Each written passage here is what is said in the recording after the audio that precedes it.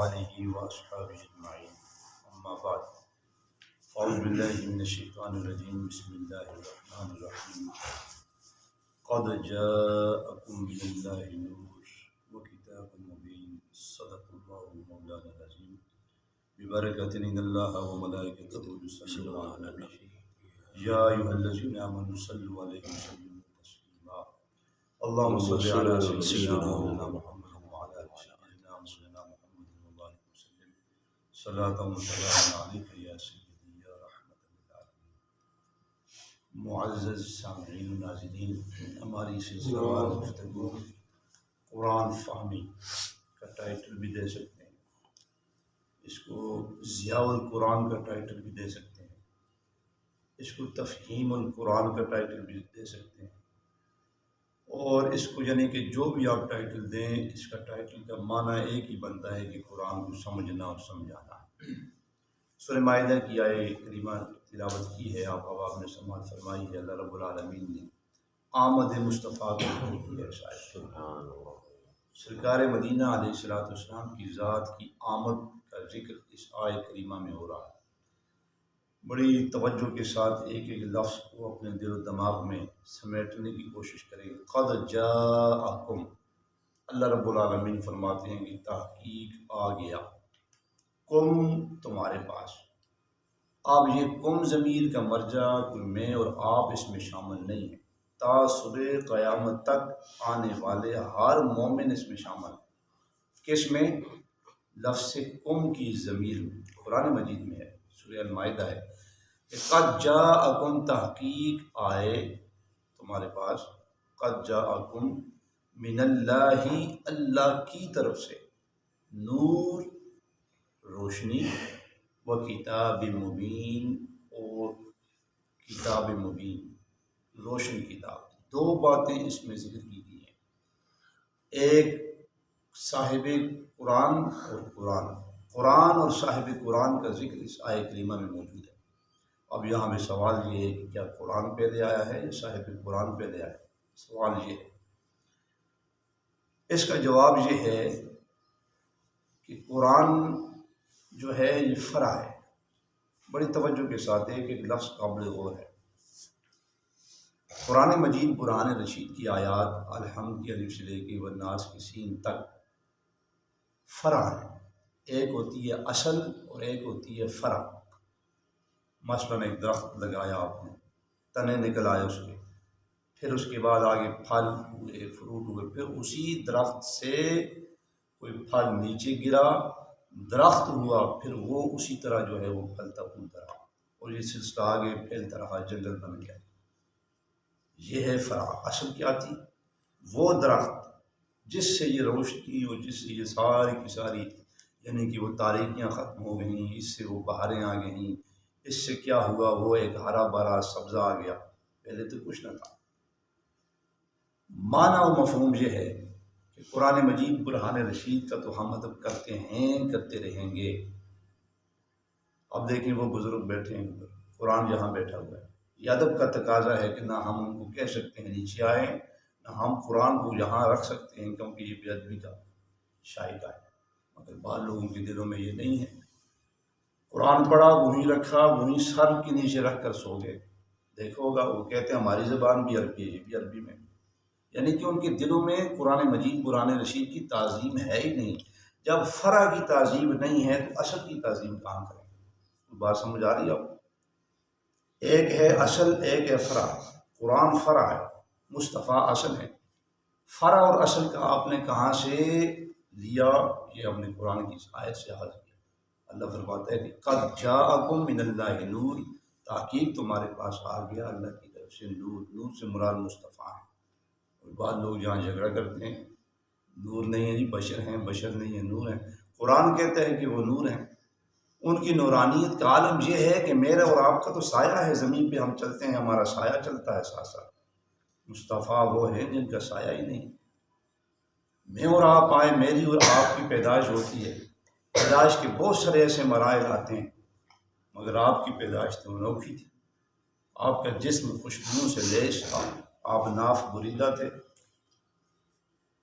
یہ ساری باتیں آپ دیکھیں نا، میرے اور آپ کی زندگیوں میں اور آپ صلی اللہ تعالیٰ علیہ وبارک وسلم کی زندگیوں میں مماثلت کرنے والوں اور ایک ہی چیز پہ لانے والوں، یہ آپ نے کبھی نہیں سوچا کہ آپ میں اور ہم میں زمین و آسمان کا تضاد ہے۔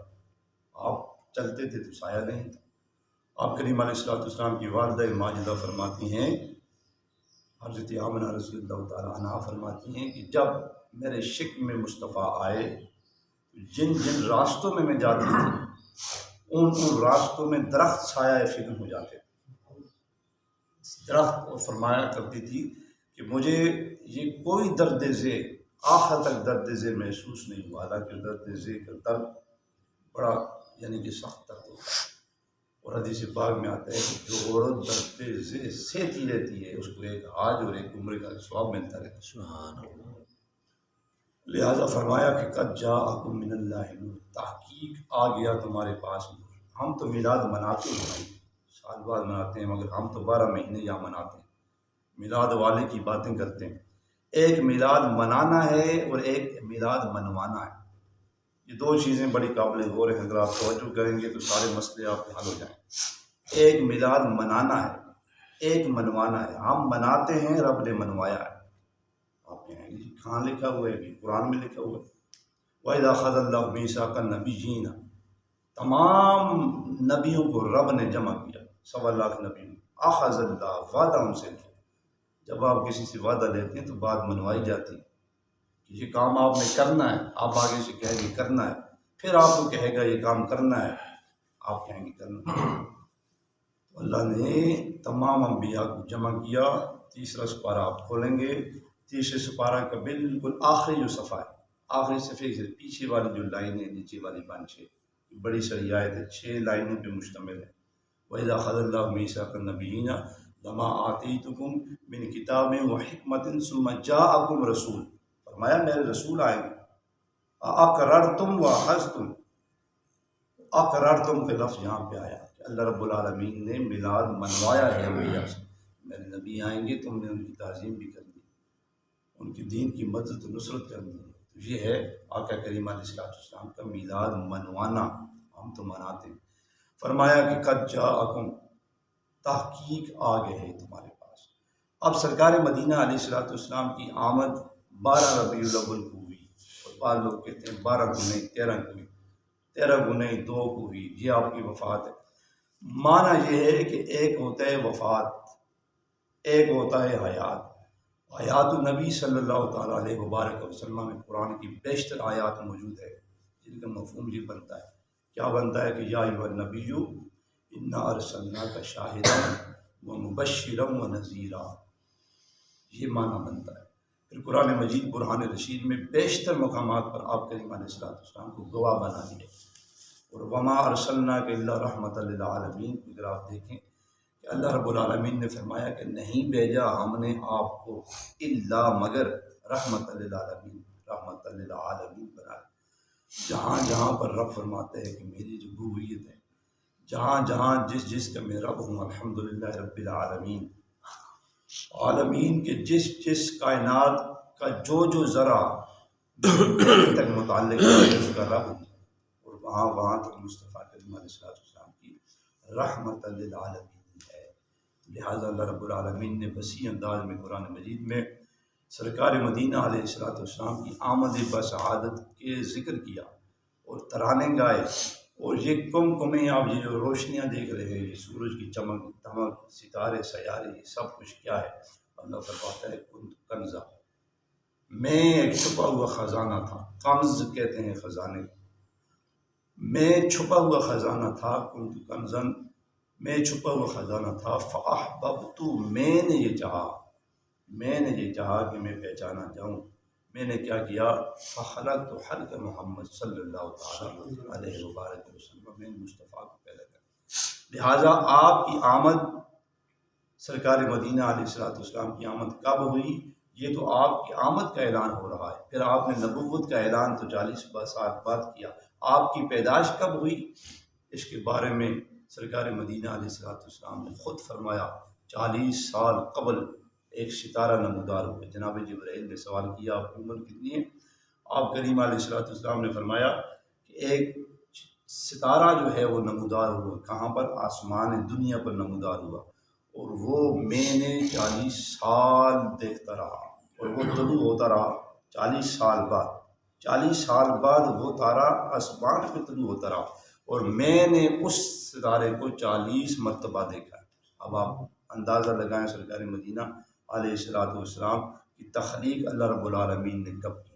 اس لیے جناب آدم علیٰ نبینا علیہ الصلوۃ والسلام سے جب لغزش ہو گئی، غلطی ہو گئی، تو نادم ہوتے ہوئے بارگاہ سمدیت میں دست دعا دراز کی، اور دست دعا دراز کرتے ہوئے فرمایا ہم نے عرش پر، جناب آدم علیہ نبی صلی اللہ علیہ وسلم، ہم نے عرش پر لا الہ الا اللہ محمد رسول اللہ لکھا ہوا کلمات دیکھے. اس نام محمد کے توسل سے جو لغزش ہو گئی، گناہ ہو گئے، اے اللہ تو معاف فرما.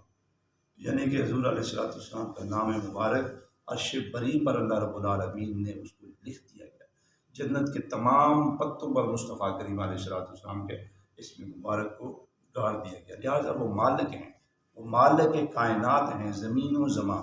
اعلیٰ حضرت عظیم البرکت مجدد دین و ملت نے یہاں پر اس آیت کریمہ کے تناظر میں بات کو ختم کر دیا. کیا؟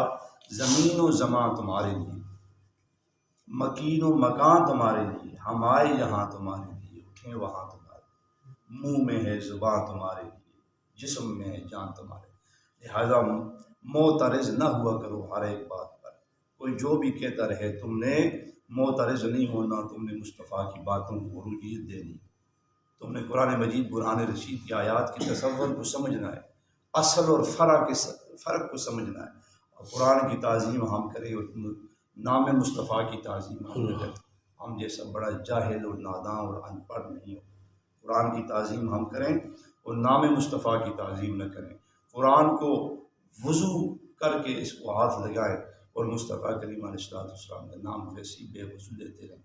یہ تمام ادب کے تقاضے ہیں کہ با ادب ہوا جائے، اور سرکار مدینہ علیہ الصلوۃ والسلام کی ہر ایک بات کے آگے سر خم تسلیم ہوا جائے. یہی صحابہ کرام رضوان اللہ اجمعین کا فعل تھا. یہی صحابہ کرام رضوان اللہ اجمعین کی ساری زندگی کا مجموعہ یہی تھا کہ سرکار مدینہ علیہ الصلوۃ والسلام کی تعظیم و توقیر کی جائے.